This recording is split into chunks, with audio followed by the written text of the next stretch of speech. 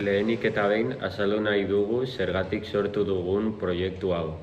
Gaur egun ume askok zailtasunak dituzte ikasteko eta arreta mantentzeko.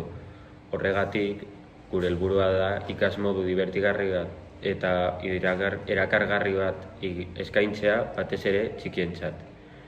Ikaskuntza errazteko eta motivazioa handitzeko. Gure panpina ez da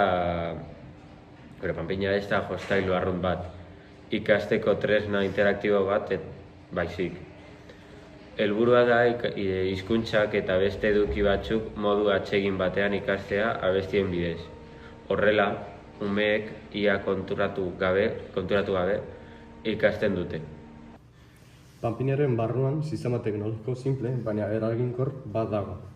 Bluetooth modulu batek mugikorretik datoren agindua jasotzen du.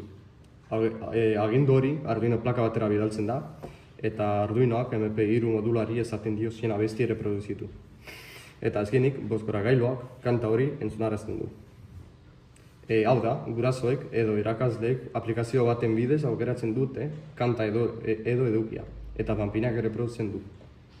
Sistema honek aukera ematen du edukiak personalizatzeko. Ez bakarrik abestiak, baita ikasgaiak, hizkuntzak edo audio didaktikoak ere.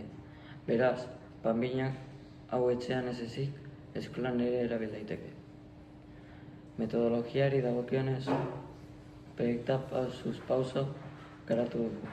Informazioa bildu, Arduino programatu, panpina, diseinatu eta probak egin. Eta azkenik aplikazioarekin konektatu dugu. Ondorioz, uste dugu gure produktuak hizkuntza dibertigarria egiten duela, umen motivazioa handitzen duela, eta gurasoen parte hartzea sustatzen dela.